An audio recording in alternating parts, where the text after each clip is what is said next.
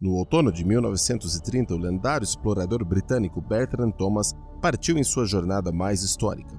Ele tentaria se tornar o primeiro europeu a cruzar o assustador Rub'a al-Khali, aquele inóspito deserto árabe mais conhecido pelos falantes de inglês como o Bairro Vazio, para os mais íntimos, cobrindo uma área de cerca de 250 mil milhas quadradas, estendendo-se pela Arábia Saudita, Omã, Emirados Árabes Unidos e Iêmen, no sul da Península Arábica.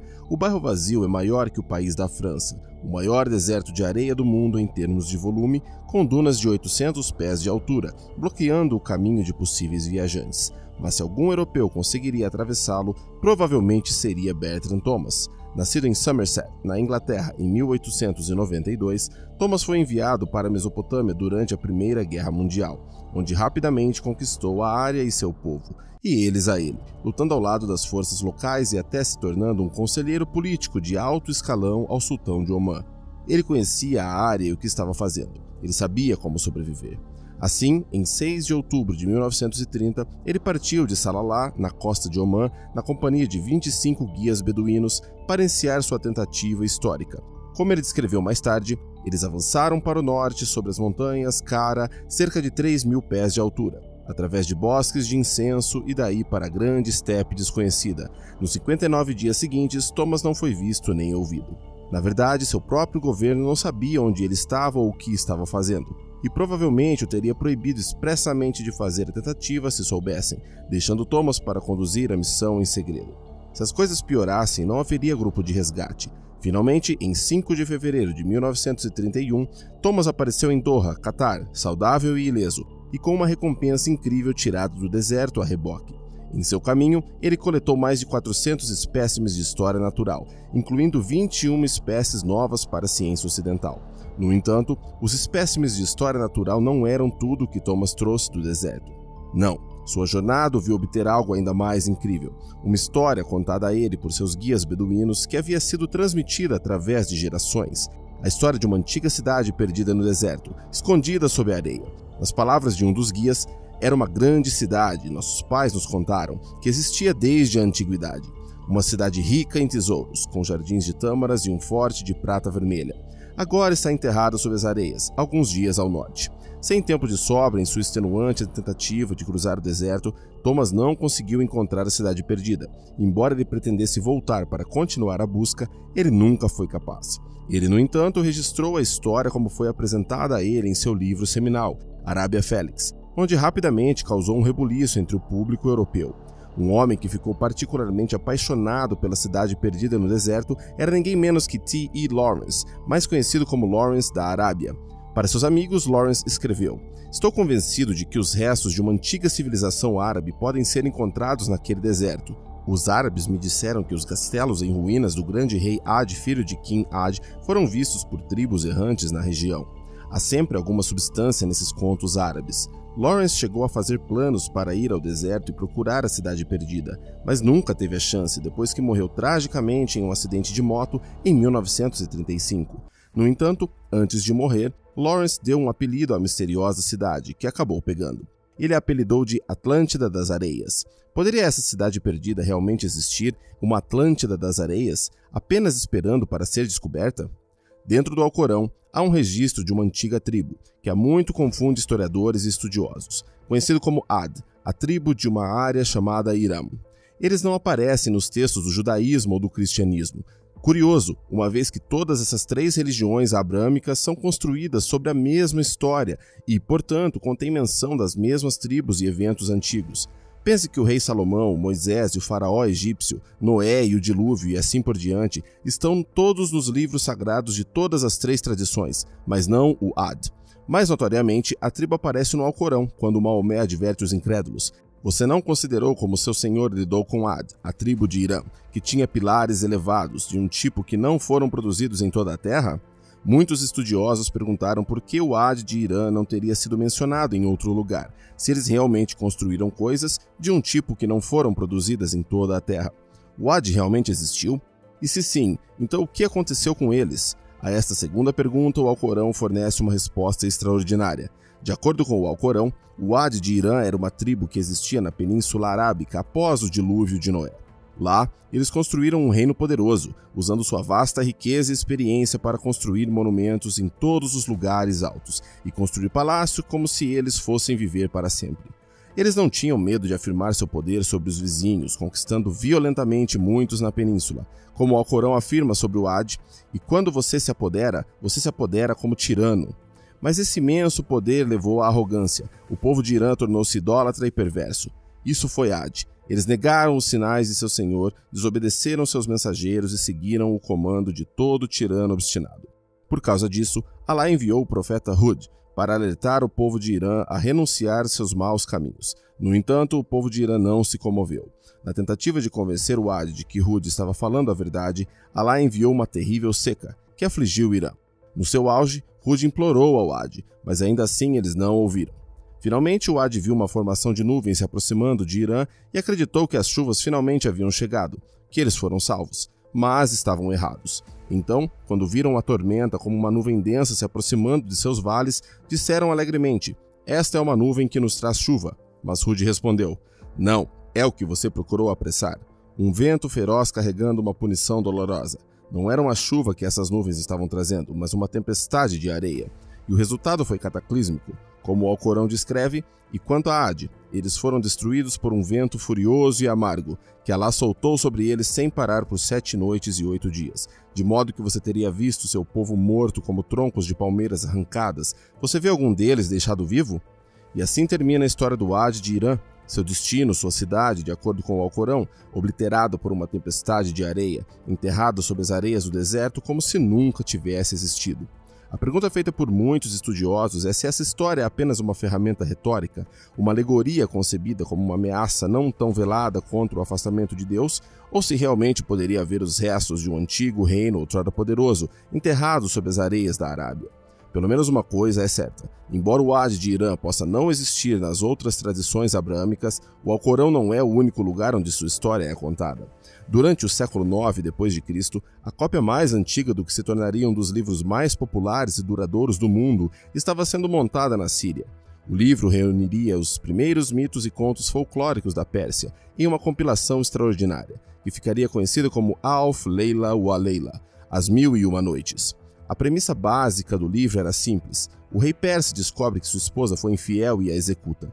Então, ele se casa com uma sucessão de virgens, mas cada uma delas é executada na manhã seguinte ao casamento, antes que elas tenham a chance de serem infiéis. Eventualmente, o rei se casa com uma mulher chamada Sherazade, que na noite do seu casamento começa a lhe contar uma história incrível, que ela não termina. Na manhã seguinte, o rei, desesperado para ouvir a conclusão da história, não manda executar Sherazade. Naquela noite, ela termina a história e começa outra. Isso se repete todas as noites, cada uma das histórias que ela conta representando um antigo mito persa. Até que, depois de 1001 noites, o rei decide poupar sua vida, e os dois vivem felizes para sempre. Após sua criação inicial no século IX, a compilação do livro cresceu e se expandiu ao longo dos anos, com base no clima religioso e político da época. No final dos séculos IX e X, foram acrescentadas histórias do Iraque, no século XIII entraram histórias do Egito e da Síria. À medida que isso continuou, século após século, o livro tornou-se uma espécie de peça histórica viva dos mitos e histórias do Oriente Médio. O livro finalmente apareceu na Europa em 1704, primeiro em francês e depois que sua popularidade explodiu em inglês, alemão, italiano, holandês, dinamarquês e russo, antes do final do século XVIII. Ele permanece impresso em todo o mundo até hoje, ajudando a moldar nossa compreensão moderna da história da região. Há uma história dentro das 1001 Noites que merece atenção especial. A história de um homem chamado Abdullah bin Ali Kalibah. Na história, ele sai para o deserto em busca de seu camelo perdido, quando descobre uma incrível cidade deserta. Desmontei e, mancando meu dromedário, colocando a cabeça em ordem, entrei na cidade.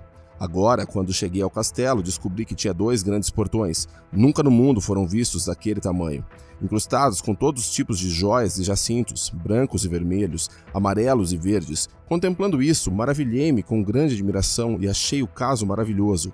Então, entrando na cidadela, tremendo de medo e atordoado de surpresa e pavor, a achei longa e larga. E ali havia palácios elevados dispostos em pavilhões, todos construídos de ouro e prata e incrustados com joias multicoloridas, jacintos, crisóletos e pérolas. e as folhas das portas dos pavilhões eram como as do castelo pela beleza, e seus pisos estavam cobertos de grandes pérolas e bolas, não menores que avelãs, de almíscar, âmbar e açafrão. Agora, quando entrei no coração da cidade e não vi nenhum ser criado dos filhos de Adão, eu estava quase desmaiando e morrendo de medo. Além disso, olhei para baixo dos grandes telhados, das câmaras do pavilhão e suas sacadas, e vi rios correndo sob eles, e nas ruas principais havia árvores carregadas de frutas e palmeiras altas, e a maneira de sua construção era um tijolo de ouro e um de prata. Então eu disse para mim mesmo, sem dúvida, este é o paraíso prometido para o novo mundo. Retornando da cidade perdida, Abdullah imediatamente procura informar os funcionários do governo local sobre sua incrível descoberta, e descrevendo-lhes em detalhes as coisas inacreditáveis que ele tinha visto e até mesmo mostrando-lhes algumas das pérolas e bolas de almíscar e âmbar e açafrão. Os funcionários, espantados com a história, mas céticos, chamam outro homem especialista em tais coisas e perguntam-lhe se já tinha ouvido falar de uma cidade tão magnífica. A isso ele imediatamente responde: sim, ó comandante dos fiéis, este é Irã com pilares enfeitados e retos, como nunca foi produzido nas terras. E o construtor foi Shaddad, filho de Ad, o maior. O homem então regala Abdullah e os oficiais com a história do poderoso rei Shaddad e sua cidade de Irã dos Pilares. Shaddad reinou sozinho sobre a terra. Agora ele gostava de ler livros antigos e se deparar com a descrição do mundo vindouro e do paraíso, com seus pavilhões e pilhas e árvores e frutas e assim por diante. Sua alma o moveu a construir algo semelhante neste mundo, seguindo a moda acima. Agora sob sua mão estavam 100.000 reis, cada um governando mais de 100.000 chefes, comandando cada um 100.000 guerreiros. Então ele chamou todos eles diante de si e disse a eles: encontrei em livros e anais antigos uma descrição do paraíso, como é estar no outro mundo, e desejo-me construir assim neste mundo. Por muitos anos eles trabalharam construindo essa cidade paradisíaca para seu governante todo-poderoso, até que finalmente foram até o rei e lhe disseram que sua cidade estava pronta. No entanto, antes que o poderoso rei pudesse chegar à cidade, o desastre aconteceu. Shaddad partiu com seu anfitrião, regozijando-se na realização de seu desejo, até que restasse apenas um dia de jornada entre ele e Irã dos Pilares. Então Alá mandou descer nele e nos teimosos e incrédulos um som dos céus de seu poder, que os destruiu a todos com seu clamor veemente, e nem Shaddad nem qualquer um de sua companhia pôs os olhos na cidade. Além disso, Alá apagou a estrada que levava à cidade, e ela permanece inalterada em seu lugar. Antes que Shaddad pudesse desfrutar dos espólios de seu paraíso criado na terra, ele e sua cidade foram destruídos, perdidos para sempre nas areias da Arábia. Parece, após uma leitura atenta, que a história de Abdullah bin Ali Kalibah confirma e expande a história do Ad de Irã no Alcorão. Poderia realmente haver não apenas uma cidade perdida, enterrada sob as areias do deserto árabe, mas uma cidade perdida de riqueza inimaginável, um paraíso perdido? Durante anos, séculos até, muitos estudiosos afirmaram que a lendária cidade perdida de Irã não era real, que era apenas um produto de alegoria religiosa e ficção de fantasia. Isto é, até a década de 70, quando tudo mudou. Em 1964, um arqueólogo da Universidade de Roma chamado Paolo Mattia lançou uma missão a um sítio do norte da Síria, uma área chamada Mardik, cerca de 35 milhas a sudoeste de Alepo. Nos primeiros anos, Mattia e sua equipe encontraram muito pouco no local, exceto alguns fragmentos dispersos, que os incentivou a continuarem escavando. Finalmente, em 1968, veio o avanço que eles esperavam. Naquele ano, eles descobriram uma estátua dedicada à deusa Ashtar, que trazia uma inscrição antiga que dizia Ibitlim, rei de Ebla. Este foi um achado impressionante. Ebla era o nome de uma cidade mencionada nos textos antigos egípcios, sumérios e acadianos, mas nunca identificada nos tempos modernos até agora. Reconhecendo a importância da descoberta, Mattia e sua equipe continuaram escavando lentamente o local por um período de anos, descobrindo vários templos, muros, portões e outros edifícios impressionantes, que antes compunham a cidade de Ebla. O que aconteceu a seguir, no entanto, destruiria tudo que eles haviam encontrado anteriormente. Em 1974, Mattia e sua equipe estavam removendo detritos de um antigo palácio, quando descobriram 42 tábuas de argila, que pareciam fazer parte de algum tipo de arquivo do palácio. Como se viu, isso foi apenas o começo. Lá, sob a terra, havia muitos milhares de tabuletas de barro, arrumadas ordenadamente em prateleiras que desmoronaram em um incêndio que parecia ter destruído o palácio. O fogo, ao que parece, foi um golpe de sorte para arqueólogos e historiadores, pois preservou as tábuas de argila como se estivessem em um forno. As tabuletas ainda tinham etiquetas de catálogo de argila ainda presas a elas para identificação. Ao todo, os arqueólogos descobriram que cerca de 17 mil tábuas e fragmentos, contendo um tesouro insondável de informações sobre a cidade de Ebla e a região circundante na época. Mais incrivelmente, as tabuinhas continham informações detalhadas sobre os vizinhos e parceiros comerciais de Ebla, incluindo Damasco, Gaza, Biblos, Líbano e os cananeus, fornecendo informações históricas dos bastidores sobre esses lugares naquela época, sobre reinos e civilizações, que eram conhecidos nos tempos modernos, mas nunca nesse nível de detalhe. Foi, segundo muitos, uma das descobertas mais significativas do século XX. Incluído no registro histórico desses vizinhos e parceiros comerciais, havia um lugar em particular, que chamou a atenção dos arqueólogos: a cidade de Irã. As tabuinhas se referiam a ele como lendário Irã, a cidade das torres, parecendo confirmar que o Irã, que tinha pilares elevados no Alcorão e palácios elevados em As Mil e Uma Noites, realmente existiu em alguma época. As tabuinhas até descreviam o Irã como um lugar de magia negra e idolatria, parecendo confirmar os supostos caminhos perversos de Irã em ambos os livros. Depois de negar sua existência por tanto tempo, os arqueólogos encontraram pela primeira vez provas tangíveis de Irã. A questão é, se há provas de que Irã existiu, onde ela está agora? O que aconteceu com ela? E poderia realmente estar enterrada sob a areia? Ebla já foi uma cidade perdida, agora encontrada. Poderíamos fazer o mesmo com Irã? Em 1948, um grupo geológico da Petroleum Development Limitada de Oman estava realizando uma pesquisa na vasta extensão desolada do bairro Vazio, na província de Dhofar, quando encontraram algo muito curioso. Ao se aproximarem do antigo oásis de Shizar, notaram à distância que, a princípio, acreditavam ser um grande penhasco branco. Mas à medida que se aproximavam, perceberam que não era um penhasco, mas a parede de um forte em ruínas, situado acima de uma caverna semelhante a uma pedreira, que descia para as trevas da terra. A área em torno deste forte estava totalmente deserta, deixando os geólogos se perguntando se e quando a área havia sido um centro populacional que justificasse um forte, e o que havia acontecido com ele. Mas não possuíam nenhum equipamento arqueológico moderno, e porque estavam mais preocupados em obter água do antigo poço de Shizar, em sua difícil jornada pelo deserto, eles não se aprofundaram nas questões sobre esse forte, simplesmente anotando e seguindo em frente. Curiosamente, Bertrand Thomas, em sua própria jornada pelo bairro Vazio, em 1930 e 31, parou no oásis de Shizar, e de fato anotou algo sobre um forte rústico no local. No entanto, seus guias haviam lhe dito que o forte havia sido construído por um sheik local, apenas algumas centenas de anos antes, e assim como os geólogos da Petroleum Development Limitada, Thomas simplesmente anotou e seguiu em frente. Então, esse forte realmente tinha apenas algumas centenas de anos, ou era algo mais? A pergunta permaneceria sem resposta, um mistério sem solução por mais de 40 anos. Nicholas Clapp foi um escritor, cineasta e arqueólogo amador que ganhou destaque no início dos anos 90, quando uma autodescrita ideia maluca mudou totalmente o jogo da arqueologia para sempre. Quando menino, Clapp se apaixonou pela ideia de uma cidade perdida sob as areias da Arábia, depois de ler Arábia Félix, de Bertrand Thomas. Quando atingiu a idade adulta, Clapp havia resolvido que, onde Thomas não conseguiu retornar à área e encontrar a cidade, ele assumiria a busca e teria sucesso. Mas primeiro veio a ideia maluca. No início dos anos 80, Clapp iria, do nada, ligar para Jet Propulsion Laboratory na NASA, em Pasadena, Califórnia, um lugar famoso por suas imagens de radar de satélite. Aos cientistas que atendiam o telefone, Clapp fazia uma pergunta simples, embora inédita. Se uma cidade estivesse enterrada no deserto, você poderia vê-la por este radar? De alguma forma, Clapp convenceu os cientistas da NASA não apenas de que ele não era um excêntrico, mas de levar sua ideia a sério. Na verdade, eles concordaram em escanear o bairro Vazio com um sistema de radar especial, que poderia ver através da areia e identificar características geológicas do subsolo durante seu próximo voo de radar, em 1984. Usando as imagens obtidas neste voo, Clapp e cientistas do laboratório Jet Propulsion notaram algo surpreendente. Ali, estendendo-se por toda a região e pelo bairro Vazio, havia uma extensa rede de antigas rotas comerciais, estradas onde centenas de milhares de camelos viajantes haviam se amontoado na superfície da terra, agora escondidos sob a areia. Clapp estava convencido de que essas antigas rotas comerciais guardavam o segredo de uma cidade perdida sob as areias. Ele supôs que onde essas rotas comerciais convergiam teriam sido centros populacionais antigos, os centros de comércio ao longo de uma rota comercial.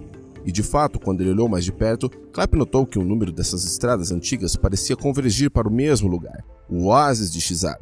Armado com essas informações, Clapp recrutou os serviços de um arqueólogo americano chamado Juris Zarins e de um explorador britânico chamado Sir Ranulph Fiennes, e juntos eles foram para a área para descobrir o que estava acontecendo. Quase imediatamente, quando a equipe começou a cavar, eles sabiam que estavam em alguma coisa. Primeiro, eles descobriram que os moradores que haviam dito a Bertrand Thomas que o Forte de Xizar tinha apenas algumas centenas de anos estavam corretos. O forte tinha apenas alguns séculos, exceto que foi construído sobre os escombros de algo muito, muito mais antigo. Quando começaram a escavar, começaram a descobrir os restos de um grande assentamento antigo, que notavelmente datavam mais de 5.000 anos. No centro desse antigo assentamento havia algo verdadeiramente espetacular. Lá havia uma enorme e imponente fortaleza permanente, cercada por 8 paredes, cada uma com cerca de 10 a 12 pés de altura e 60 pés de comprimento. Em cada canto da fortaleza havia uma torre maciça com cerca de 3 metros de diâmetro e 9 metros de altura. Com base no que encontraram dentro dessa fortaleza, parecia ser uma residência real para o rei, uma instalação de processamento e armazenamento para a cidade antiga e um centro de manutenção de registros para o antigo centro de comércio. Havia mais, no entanto. À medida que continuavam seu trabalho, os arqueólogos descobriram o que havia acontecido com esse assentamento outrora próspero. Parecia que a cidade havia sido construída em cima de uma caverna de calcário, antes que, eventualmente, o peso da cidade a fizesse desabar em um gigantesco sumidouro, destruindo a cidade e enterrando-a para sempre sob a areia. Por mais que lhes doesse, os arqueólogos foram forçados a admitir que as partes da cidade que haviam desaparecido nesse sumidouro provavelmente estavam perdidas para sempre, deixando-os apenas imaginando e especulando que os outros mistérios poderiam ser revelados se eles fossem capazes de recuperar o irrecuperável. Mas, para Nicholas Clapp, não foram necessárias mais descobertas. Ele acreditava que o mistério havia sido resolvido, que ele tinha conseguido o que queria. Aqui era um poderoso centro econômico antigo, marcado por imponentes torres muito além do que deveria ter sido tecnologicamente possível na época, destruído por um evento cataclísmico e enterrado sob a areia. Para Clapp, isso só poderia significar uma coisa, que a cidade perdida de Irã finalmente foi encontrada. Ranulph Fiennes concordou, escrevendo um livro em 1992, que afirmava que o mistério de longa data havia sido resolvido. O livro foi intitulado Atlantis of the Sands. Essa poderia realmente ter sido a cidade perdida de Irã, agora encontrada? E se assim for, que outros tesouros incontáveis de outrora, poderosa cidade, podem estar perdidos nas profundezas da Terra? E que outros mistérios antigos podem ser resolvidos ou revelados? Seria o ouro e as joias do paraíso de Irã na Terra, descrito em As Mil e Uma Noites? Ou coisas como as que não foram produzidas em toda a Terra, conforme descrito no Alcorão? Ou talvez seja algo mais. Um dia, em 2004, um neurologista e arqueólogo amador chamado Abdullah Al-Said estava procurando casualmente os campos de lava de Hayrat Khaibar, na Arábia Saudita, com um grupo de interessados que ele liderou. Quando descobriu um muro de pedra incomum de 1 metro de altura, embora talvez peculiar, ele não pensou muito nisso na época. Não foi até 2008, quando a tecnologia nova e emergente mudou totalmente sua visão sobre a situação. Usando o Google Earth, que só então estava se tornando amplamente disponível, Al-Said conseguiu perceber a verdadeira extensão dessas curiosas estruturas na área, que ele começou a chamar de portões. Não havia 1, nem 2 ou 3, nem mesmo dezenas, mas centenas deles espalhados por uma vasta área. Como ele descreveu, fiquei literalmente atordoado e não consegui dormir naquela noite, voando como um pássaro por todo o Harat de uma estrutura enigmática para outra. Como passamos por essas estruturas sem apreciar seu design? Percebendo que essas estruturas exigiriam um exame mais profundo do que ele estava qualificado para dar, Al-Said enviou as fotos que havia retirado do Google Earth para David Kennedy, um arqueólogo da Universidade da Austrália Ocidental, e um homem que passou 40 anos documentando estruturas de pedra e monumentos funerários da Península Arábica. Ao longo da década seguinte, Kennedy procuraria e documentaria esses portões de pedra, finalmente relatando em 2017 que ele e sua equipe haviam descoberto cerca de 400 estruturas, abrangendo de várias centenas a vários milhares de pés de comprimento, algumas até 30 metros de espessura. Apesar de seus muitos anos de experiência, Kennedy ficou perplexo quanto ao propósito dessas enormes estruturas. Em suas palavras, eles não se parecem com estruturas onde as pessoas teriam vivido, nem se parecem com armadilhas para animais ou para descarte de cadáveres. É um mistério qual teria sido o propósito deles. Em 2021, o mistério só se aprofundou quando os pesquisadores relataram ter encontrado mais de 1.000 das estruturas, que agora chamavam de mustátios, a palavra árabe para retângulo. Em uma área de quase 100.000 milhas quadradas, ainda mais surpreendente, os arqueólogos datariam as estruturas com mais de 7.000 anos, tornando-as mais antigas que o Stonehenge. Quanto mais mustátios eram encontrados, mais perplexos os arqueólogos ficavam. Para que serviam essas estruturas, eles perguntaram. E por que alguns eram altamente visíveis enquanto outros pareciam quase ocultos? Além disso, como os antigos foram capazes de se comunicar sobre como construir essas estruturas imponentes a distâncias tão grandes e como eles conseguiram construir algumas nas encostas das montanhas e vulcões, é um mistério arqueológico, com certeza. Mas, novamente, é apenas um de um número crescente de mistérios arqueológicos surgindo na região nos últimos anos. Considere, por exemplo, o enorme círculo de pedras encontrados nas colinas de Golã, em 2015, que revelou ter a mesma idade de Stonehenge. Na verdade, são 5 círculos, compostos de enormes pedras entre 6 e 8 pés de altura. Em hebraico, é conhecido como a Roda dos Gigantes, e talvez com razão. Com mais de 500 pés de diâmetro, é quase 2 vezes maior que o Stonehenge. David Kennedy aponta que grandes círculos semelhantes foram encontrados em toda a região, todos com uma aparência semelhante, muito próxima para ser uma coincidência. Quem poderia ter construído esses enormes círculos de pedra e por quê? Ou considere as antigas avenidas funerárias encontradas em 2022, que se estendem por milhares de quilômetros pela Península Arábica. Antigos corredores ligando oásis e pastagens, cercados por milhares de monumentos funerários. Que civilização antiga poderia ter criado essas superestradas antigas que se estendem por tantos milhares de quilômetros? Na opinião de um arqueólogo que trabalha na região, os achados arqueológicos provenientes dessas regiões têm o potencial de mudar profundamente nossa compreensão do início da história do Oriente Médio. Mas como? Alguns têm uma resposta. Segundo alguns, uma explicação para as gigantescas estruturas de pedras, cidades enterradas e extensas estradas descobertas em toda a Península Arábica pode ser encontrado onde o mistério da cidade perdida do Irã começou, nas páginas do Alcorão.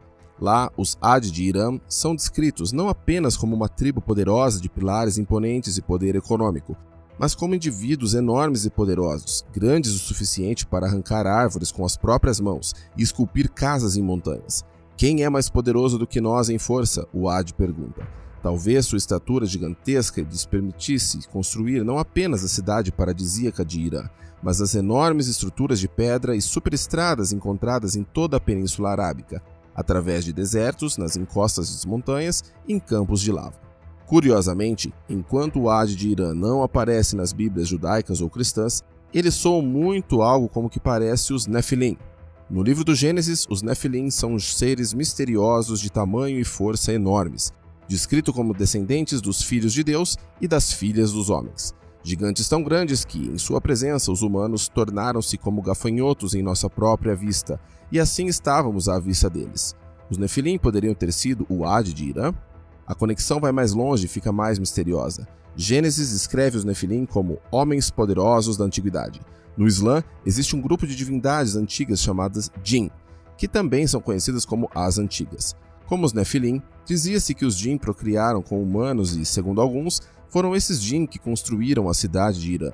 Curiosamente, a palavra árabe para pilar, como em Irã dos Pilares, tem outro significado: antigo. Irã dos Pilares era realmente a cidade dos antigos? E o Ad de Irã era realmente o Jinn? Indo além, os mutátios de pedras gigantes encontrados em toda a Península Arábica são conhecidos pelas tribos beduínas locais como Obras dos Velhos. Essas enormes estruturas de pedras e talvez as antigas superestradas que as conectam realmente foram construídas por esses velhos, esses antigos gigantes registrados nas tradições abraâmicas como os Jinn, os Ad de Irã e os Nefilim? Para responder essas perguntas, pode-se ter que olhar para fora do cânone oficial das religiões abraâmicas, para outro livro sagrado antigo que conta uma história tão dramática que foi banido da Bíblia cristã. É conhecido como o Livro de Enoque. Se você quiser saber sobre o que este livro revela e sobre os antigos gigantes e a história não apenas da Península Arábica, mas da própria humanidade, você pode assistir ao nosso vídeo sobre o Livro de Enoque. Se você quiser saber mais sobre gigantes, temos um documentário inteiro mostrando dezenas de artigos de jornais antigos falando sobre as descobertas de gigantes, junto com muitas histórias de figuras históricas encontrando gigantes em lugares remotos. O link está no comentário fixado no topo e na descrição. Obrigado por assistir. Se você gostou do vídeo, clique no botão curtir e, se for novo, inscreva-se e ative o botão da notificação para não perder nossos próximos vídeos.